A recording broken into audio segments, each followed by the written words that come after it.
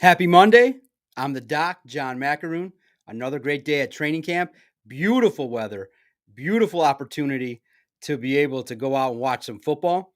Interesting. There's some great things going on with the Detroit Lions. Day two, things are getting a little bit chippy with the defense, taking a little couple shots at some of the Lions' offense. And you're starting to see the competitiveness of the defense. And I like what I saw today from the rookies. So we're going to recap it. If you have any questions, let us know. Hit me up in the comments. If you want to get your chat highlighted or a question answered first, drop me a super chat. We'll get to all your questions, as many as humanly possible, over the course of the next probably 30 to 45 minutes. Telling you everything that I saw, everything that was experienced at Detroit Lions training camp. Another great day, I thought, of work. And you're starting to see depth battles emerge. You're starting to see, unfortunately, some key players that you want to see and evaluate not be there. But it was a good day. I thought it was a professional day. They're starting to acclimate a little bit more. This is the acclimation period where the team ramps up practice just a little bit. There'll be one more practice tomorrow, a day off, and then you guys know what happens. The pads come on, and you know that when the pads come on, it's a great time to evaluate. But there's some things that I like that emerged, and clearly I'll start with the things you guys like the most. All right, and I'm going to start before I get to the main takeaways. Is I know you guys are definitely intrigued by JAMO. I can tell by the video. I can tell that you guys want to see the stud wide receiver. No doubt about it. He's competitive. And I like to see it. I like to see him command the ball. He wants the football. He wants the opportunity to be the featured player. And you can see the coaching staff working with him day in, day out. I think he's a player that's gaining confidence. You see, go to X at Detroit Podcast. You can see the video of Jameson Williams running routes, and his hands are improved. You can see that he's definitely working on. You don't see as many drops as you had in the past. And you're starting to see a football player that wants to be the focal point. He wants to, I believe, become the number one. And it's great to be able to see that emerge, see his confidence emerge, see him know that you're not going to put a shorter defensive back on him and he's not going to win. He's going to win the rep. And JMO's doing a lot more talking. He's doing a lot more of wanting the football. He's definitely commanding. He feels more comfortable in his role. And I think you guys are right. Big things I think are going to be ahead in store in regards to the usage of Jameson Williams. You have to involve him. I thought it was great to see him get work with Hendon Hooker today. It's good. Hendon Hooker today got to work with the second team, but he got to work with some talent with Tesla and Jameson Williams and Sam Laporta. And by golly, he definitely was targeting better offensive weapons. So I thought, just looking at JMO, speed's intact, opportunities maybe even on special teams to utilize a special talent. And that's what I think that a lot of people are curious about, is what's Jameson Williams going to bring to the table. I would be surprised if he doesn't get 1,000 yards and at least 8 touchdowns. I would be quite surprised. He's a football player that I think is going to work well with Jared Goff this year. And I think that he's a player that each practice, gaining confidence, gaining momentum, getting the football, being utilized in different spots, even getting credit on special teams for hustling and doing things and making plays. So Jameson Williams continuing to expand his route tree. And I do think that maybe an aspect that people don't know is that Scotty Montgomery is going to mentor Jameson Williams along with John Morton. But Scotty Williams' task will be to get Jameson Williams to that superstar level. And there's a good chance he will be. There's a good chance Jameson Williams should be a focal point of this offense along with Amon-Ra St. Brown, because when you take the top off the defense, it just is going to open things up for Jahmyr Gibbs. So JMO, I think when you watch him play, you can see that I had the camera on him. I scooted to the other side today. As I joked yesterday that I stood on the defensive side, didn't want to maybe pull a hamstring running to the other side. So today I was like, okay, let's look at JMO, let's look at Tesla, let's look at Amon-Ra. They're looking crisp, they're doing their thing. And I also got a chance because a lot of the play was on that side. You get to see the defense a little bit getting chippy, trying to stop them during team drills and during periods like that. But I think that your guys' comfort level with JMO should grow with each practice and when the games start for real. Because I don't think JMO is going to be involved in the preseason. You should get excited. John Hughes gets in. I think he's going to have double-digit total touchdowns this year, 1,400 all-purpose yards. Maybe a little bit less. Maybe in regards to using him more in the running game. Absolutely. Why not? And also, thank you for the compliment. Absolutely. I definitely have gotten a lot more comfortable asking questions because it's my 7th year. I know what I go in more prepared. I know what I want to ask, try to get in. And I know because a lot of the secret is a lot of the stuff that I ask is stuff that I want to know. And being that I'm a sports fan, I feel like it translates into what fans want to know. Like I'm not going to ask detailed X's and O's questions because that doesn't appeal to the masses. Some people want to know, JMO, on the route when you were in the slot, why did you break out inward and why didn't you go towards the sideline when you're supposed to go in the middle? What made you look? Yeah, okay, yeah, of course. He's going to identify the safety and something in the coverage will identify where he wants to run. But that is nitty gritty. I like that stuff. I can talk that. But to the masses, my job is to appeal to the masses. Those kind of questions don't really do it. So I went today, I asked about Hendon Hooker. And of course, the media wants to talk about Hendon Hooker because those are things people want to talk about. When he starts on the 3rd unit, you want to know what's he going to do? What's he going to bring to the table? We don't know yet about DJ Reed. It could be a family matter. It could be something else. There's a lot of reasons why athletes miss. Personal reasons, could be something else, but we'll find out officially. Don't want to put out anything. There's a lot of reasons why athletes miss. He was there yesterday, and there could be reasons why. That's why Dan Campbell will address it, or it could come out in the national media if someone asks. So, but he was not there at all. We did not see him, which was tough because, eventually you lost another player, a couple players. So I'll start with that. Again, easy thing to note is that Jameson Williams looks good, looks the part, looks ready in the early parts of training camp. No doubt about it. Get comfortable, get confident, and demand more of him. The more he does, the more you put on his plate. See him develop, see him get better, see him work with Goff. It's going to be a good thing. And this question is easy to answer. I do think sooner rather than later, one of my takeaways, I'm just going to tell you when I get to it, I do think sooner rather than later, 69 is going to be the center pretty clearly. So what happened today? It was a great day, man. Beautiful day. You get out there, they're working individual drills. You clearly realize, okay, a lot of the work's going to be on the far side of the field. So we walk over there, get the count, and you recognize, okay, first things first, Alex Anzalone officially, per Dan Campbell, as I asked. I'm surprised nobody asked that first. Like, it seems like people are forgetting.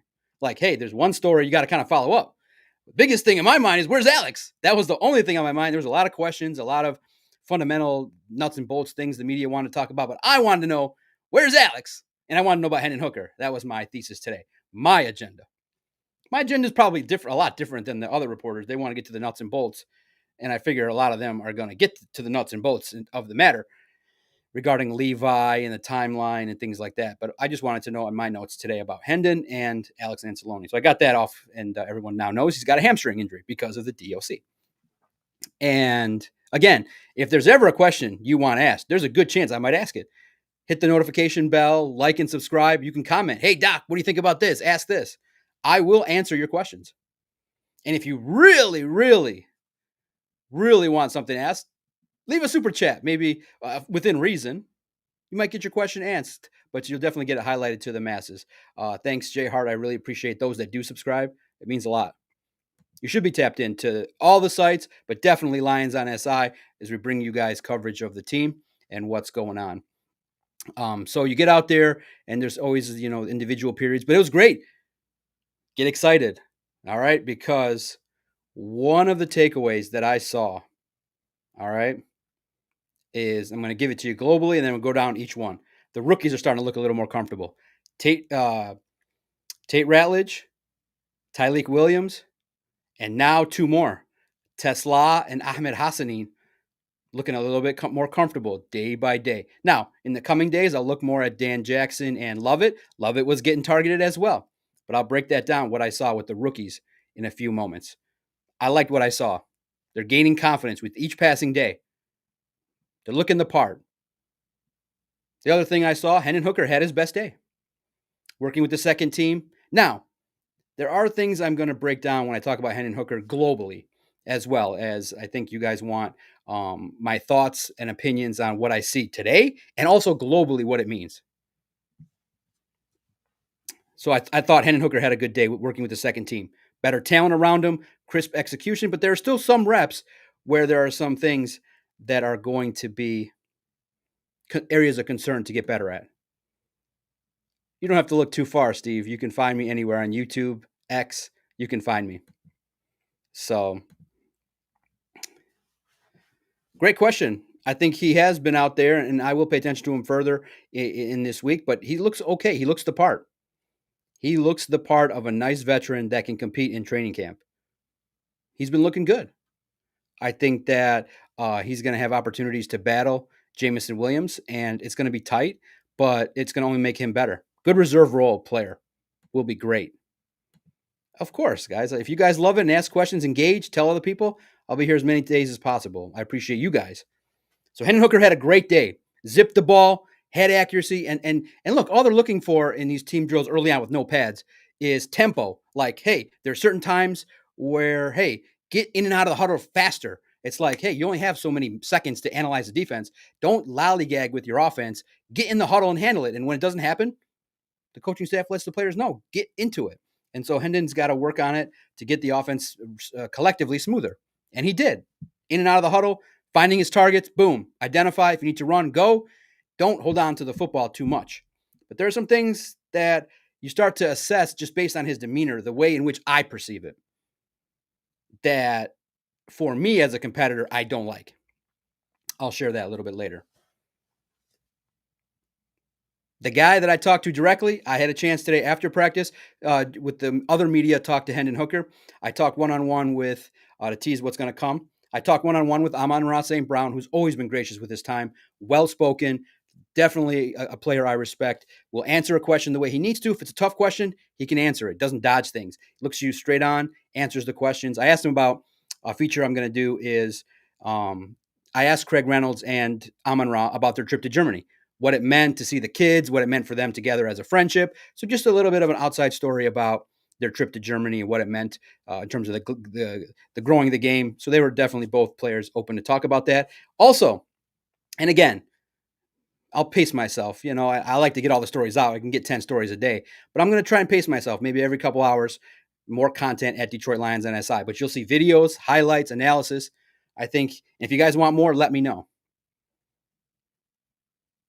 I thought Marcus Davenport, I talked to him directly as well, had a great day, was the best player on the field. Marcus Davenport. So, I asked him directly, what do you think the doc's going to ask him? What do you feel like in terms of the work that you're going to put in to stay healthy all year? How are you going to stay healthy? How are you going to put this together? I asked him that directly. And he downplayed his day today, but he had a great day. He had a great day today. A great day, dominant day. So I went right up to him. And so for the most part, we have a good rapport. I've talked to him half a dozen times. Shake it, he's always calm and cool. Like he doesn't which is funny to me because I want to talk to the rugged defensive ends. The guys that I talk to, they're more like, I want to catch them like when they're on the field and be like, yeah, why'd you hit this mother, because he was collapsing the pocket. He would have destroyed Goff on a couple routes, a couple reps. He would have got sacks. He would have been disruptive. The defensive line did some things today. It was good. They collapsed. Pressure. Calvin Shepard's aggressive. He ain't messing around. I know you don't want to hear about it, but he had a good day. Everyone's going to report that he had a good day. So today he's healthy until he's not. So, yeah, of course, if there's good things, look, we go day by day and we report the facts. How you guys feel about it is how you feel about it. I'm going to tell, pay attention, stay tuned. I'll tell something. Trevor got a little chippy today. Kind of maybe had to get talked to by the coaching staff. A little chippy. I liked it. So these are good things. And I like the questions that you guys are asking. Good questions.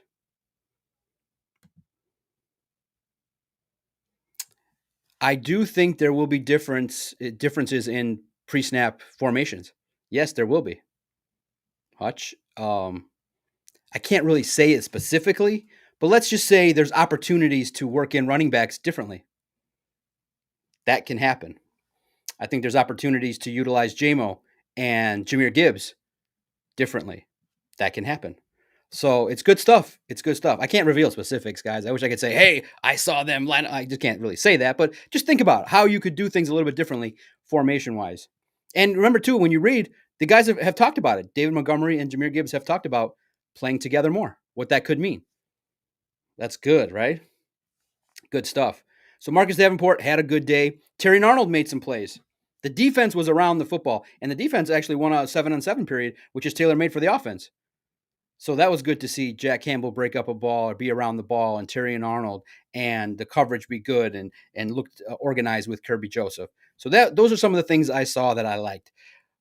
Unfortunately, the player that you'd say, okay, based on the standard, didn't have his best day was Jake Bates. He had a couple misses and he had hooks to the left, which was not bad, but he definitely was frustrated with a couple relatively within 50 yards, two misses in the second wave. First wave 4 of 4 was good. Second wave he missed two and went 3 of 5. So overall 4 of 4, 3 of 5. You can do the math. Was 7 for 9 on the day from what we saw. Strong leg, but just a couple, I think, spots where he probably miskicked the ball, and because it didn't have the same trajectory as the other one. So that's just placement, consistency. But today wasn't his best day based on his standard. 7 kicks made is pretty good. So I look at it and I say, okay, good professional day, handle business. I'll always be honest. The special teams period is where I gather my notes and organize what the heck I'm going to write about and talk about. So I don't watch it intently, but you get to see a little bit of JAMO returning kicks is great. Grant Stewart hustled and definitely values. I could say this. What I just said about JAMO, similar with Grant. He was doing some things and he hustled. He tried. He's a special teams guy. So I was very impressed with what I saw. Okay, let's get down to the nitty gritty, which you guys like. All right, if there's any questions you have, ask. And like I said, if you want it highlighted, it highlights in green if you leave a super chat. It can be as low as $2. I'll see it and we'll address it right away because there's so many coming in. I want to get to the things that I saw. All right, Hendon Hooker working with the second team offense was getting the ball out a lot faster, working on his tempo, working on the accuracy in which he needs to deliver the football. Now, overall, globally as a backup, the team wants him to do these things. That's a great lens. Compete to win a backup job. Him and Kyle Allen will compete. It would lend to the opinion in my mind that he's going to be the backup. He's a backup quarterback. But in my mind, he carries himself like a backup. And in my mind, I always look at it like you got to carry yourself like you're trying to take Jared Goff's job. It's probably never going to happen, but I'm not seeing a guy that can elevate his trade value. Like you shouldn't want to sit, like you should be somebody that doesn't want to be the mission for the year to sit behind Jared Goff all year. Your mission should be to get pissed off, run the offense, dominate, and ask to be traded. Run a team, run your own team. You're almost 30. So to me, he carries himself like a backup. I want to see him like, and I know you're not supposed to get out in front and be the lead, but you got to advocate for yourself. You got to carry yourself like a starter. And there are still times, look, Hendon had his best day, but that's relative to his own performance. There are still times where, you scan the field and football is a boom, 1-step, 2-step, 3-step drop, get the ball out. There are still times where he, in certain reps, it's not as much today as in past, but the defense would collapse on him and he'd be forced to run. And that's the thing where when you're not as confident as others, it shows where you're not working with the same group. You're not doing the same thing. So I just believe that he's conducting himself like a backup. And you should conduct yourself like a starter. Like, I own it. He hasn't commanded. And again, it's still day 2. So these are just like overall formulations that you hope he gets to. Like, command yourself like you run the team. When you're having opportunities, get after it. But it was nice to see him connect with Tesla. That's like developing chemistry. I think that's good. I think you're going to see that in games. See, I know that, but his job is to develop to get to that level. Yeah, they're on the field, but again, they're on the other side during second, like they take second and third team reps, and I'm always looking at Jameer Gibbs and things like that. I will definitely pay more attention to the second and third team guys on the depth chart when there's opportunities. down the road. But right now, of course, it's the main event. It's the highlight stuff. Hendon Hooker, Jameson Williams, Jahmyr Gibbs, the big stuff. But soon we'll get into the nitty gritty. Remember, this is day 2, but I know you guys like it all, so we'll definitely get into it with the let the new guys acclimate and get after it. But Hendon Hooker, I like where he can become, but you want more for that player. That's all. And you want him to run the offense, get in and out of the huddle, make sure everyone needs to be where they need to go. Now, the rookies, get impressed. Someone asked earlier. Yes, I don't see a competition. I mean, they said right now, until otherwise noted, that Tate Ratledge is a center. He's been taking all the snaps. So I think it would behoove this football team to just run it out there. Preseason, all the snaps, get after it. Learn the offense, learn the cadence, learn the ability to get the players and the checks and the protections and make all your mistakes early so that when the playoffs start, you're ready to go. And Dan Campbell said it directly. If you want to go check out his presser, he's like, Tate's getting all the reps. We're going to develop him. So I just feel like in regards to Tate Ratledge, you like what you see. Yeah, there's some mistakes. Yeah, there's some times where the offense has to rehuddle, but you would expect that with a young offensive line that has some new pieces. Now, Graham Glasgow looks a whole lot better. Why? And it's probably going to, I would do an article on it, but I can share it directly. It might be the topic of the podcast. Well, guess why? The man hated playing left guard. So I get it. I get the idea when you're signing a player. When you're signing a player like Kevin Zeitler, he plays right guard. He's a veteran. He trumps that spot. But guess what happened? Graham Glasgow had his worst season, and all the eyes are on him. His PFF grades are low. The fans are hating on him. They want him gone. And so he told the team, I'm not signing for more unless I can probably play right guard. And that's that. That's what happened. And I just think that he's truly, like you guys know, he's not a left guard. He's a right guard. And he looks a lot better. He looks more confident. He's happy, being interviewed happily. So Christian Mahogany looking good. The starters on the offensive line look good. There are times, though, today where the defensive line had their way. Tyleik Williams looks good in the interior. Is going to benefit from playing alongside DJ Reader. Underrated. Remember, DJ Reader, second year back from a major injury. I think he's going to be a real asset for Tyleik Williams. So, base 4-man front, Aiden Hutchinson, Tyleik Williams, DJ Reader, Marcus Davenport. They were causing some havoc. Disruptive. And Tyleik's part of it. He's in there. He's flying. He's pushing through, doing his thing. I like it. Now, what you guys like? Isaac Tesla looks good. Looked good today. Starting to get more confident. Smooth. You see his hands. You see his ability to catch the ball. You see his confidence that he's growing. Look good. I was impressed with what I saw. I see somebody that is fluid, that can really start to work his way to gain confidence with Hendon Hooker. So you would expect that. You would expect that Isaac Tesla is going to work and get more and more comfortable. But you can see the reason. He's a big presence, and he has that Tim Patrick presence. Tim Patrick's going to get the bulk share of the trust, but there's always room to grow. But his number was called quite a bit, and so was Lovett's and the third team. They targeted him quite a bit. I think he got his hands on at least 80% of the balls. But unfortunately, when the big play happened for Lovett, didn't make it. But he was getting pretty well covered. So, but Lovett was getting targeted quite a bit by Kyle Allen. But Tesla had a lot of grabs today. And you can see when given the chance to accelerate, he can get off the line of scrimmage. And there was a certain rep, I think you'll see, they should highlight it, where he tracked the football. It was nobody in coverage, and he got to extend his arms out, track the football on a deep ball by Jared Goff. And he looked good. Like any young rookie, his movements, his change of direction could be better.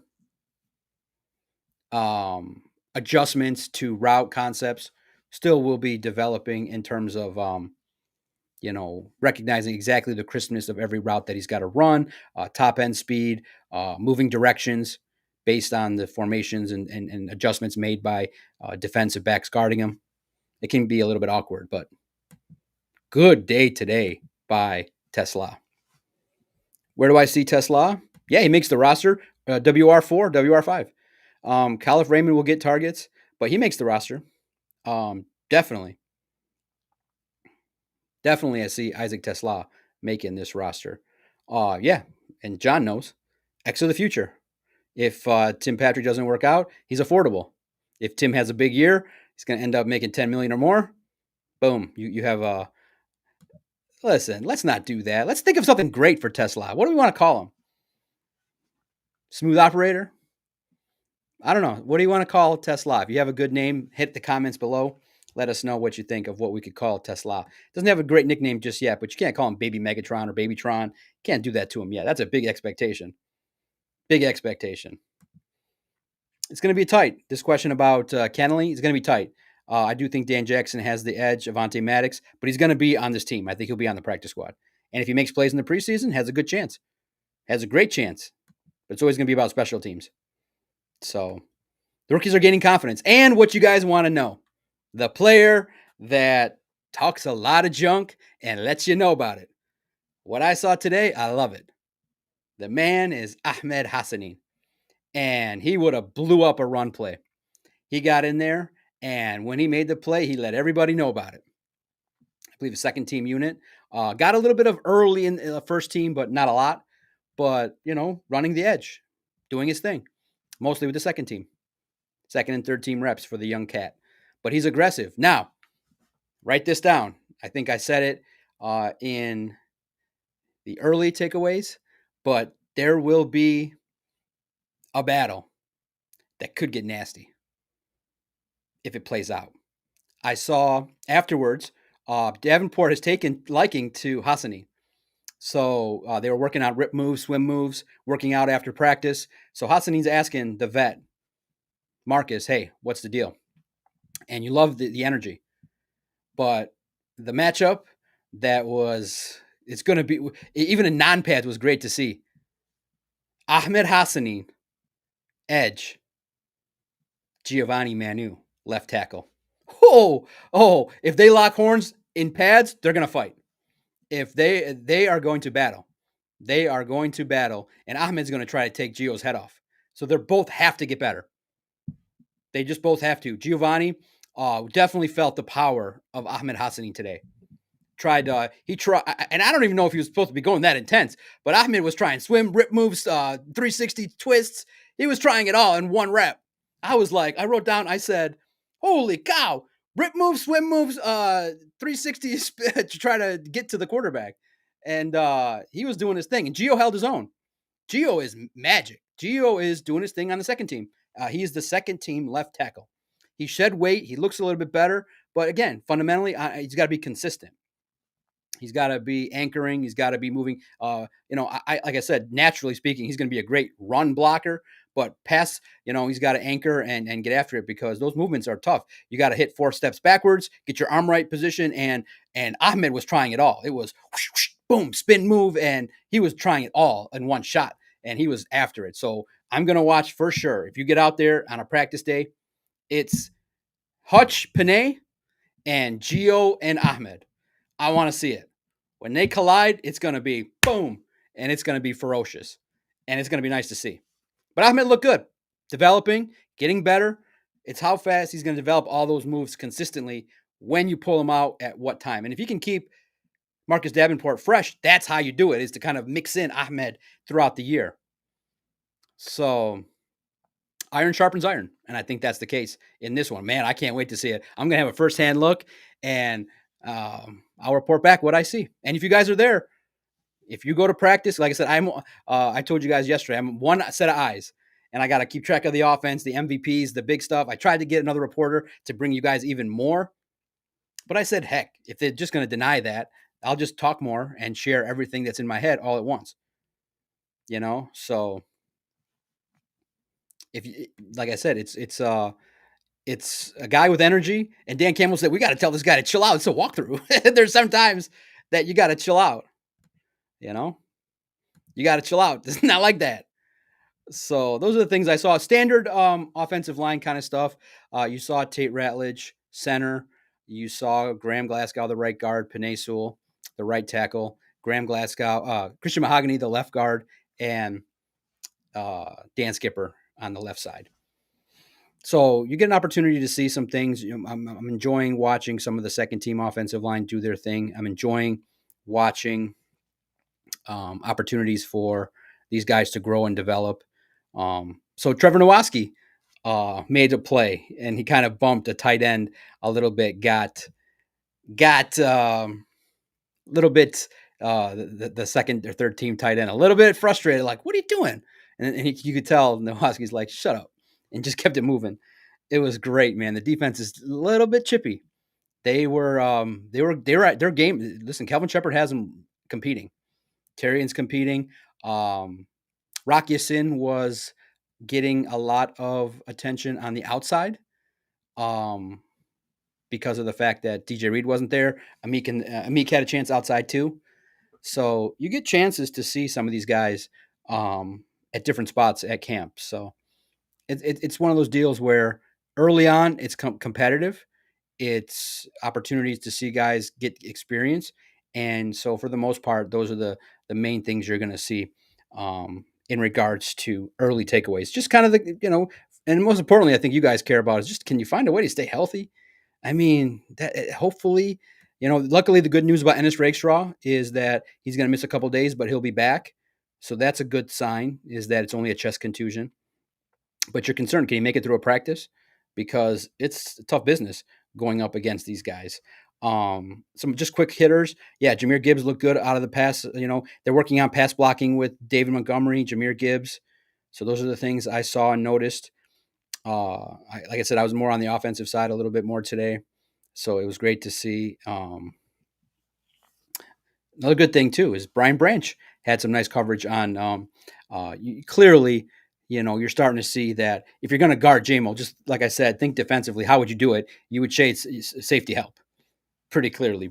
Branch and Kirby are definitely getting to know Mr. Jameson Williams up close and personal. So, and some names to pay attention to. Nate Lynn can be a guy with Pat O'Connor that might have a chance to get some edge reps as well, and would have gotten himself and earned himself a sack. I talked about Jake Bates. I think he'll have a better day. One of those days where a couple misses, but that's just one of those things that happens. It just happens throughout the time where there's going to be some days where you're not as good. So those are the big things that I saw today. Continued coverage again. Thank you guys for the time. I think my time will be done. 30, 35 minutes is good. Answer any questions you have in the comments. Hit the notification bell. Again, my takeaways today. Hendon had his best day. The rookies are starting to gain a little bit more confidence. Ahmed Hassanin, Isaac Tesla looking better. It's great. It's great stuff. Great stuff to be. The reserve, that's a good question in regards to the reserves. Off the top of my head, I have let me see, I have the photos here that I took of the sheet here. I can tell you. And then I can correlate it here in regards to the numbers. It's good too, because you do get a chance to see so clearly the top reserve, I think, will be Dan Skipper, Giovanni Manu. And I'm going to start typing in these numbers here. Number 52 was the left guard. I'll give you the numbers first, and then we can figure it out, because I write down numbers. 59 left guard, 59 left tackle, 52 left guard, 62 was the center, 74 was the right guard, and 72 was the right tackle in a lot of the second team reps today. So 59, 52. And what's funny is, because the way you see them on the field is, you got to make sure you write it properly.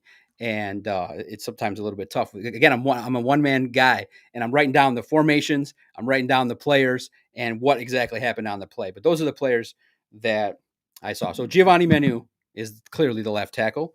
and 62 was the player. I think that's Nice. I think was the player that was the center for a lot of the for a lot of the action there. But here's the numbers again. So if you want to write them down, 59 going from the left tackle to the right, 59, 52, 62, 74, 72 was a lot of what I saw today. But there's always mixing and matching. I definitely saw Sorsdahl with the third team. So it's going to be tough for him. That's a player that you want to see a little bit more from. And unfortunately, Miles Frazier not starting yet in regards to being on the PUP list. You hope to see him get out there pretty quickly. So appreciate you guys tuning in. Ask any questions you want at any time. Type in Detroit Lions on SI at YouTube. Type in at Detroit Podcast. So again, the hub of the operation mainly is the websites where all the detailed information. And the number one thing I want to share with you guys, it's all free. I'm befuddled that I still see that you would share. I know it's specialty information, but you would share training camp observations under a paywall. Come on, these fans deserve to know what's going on.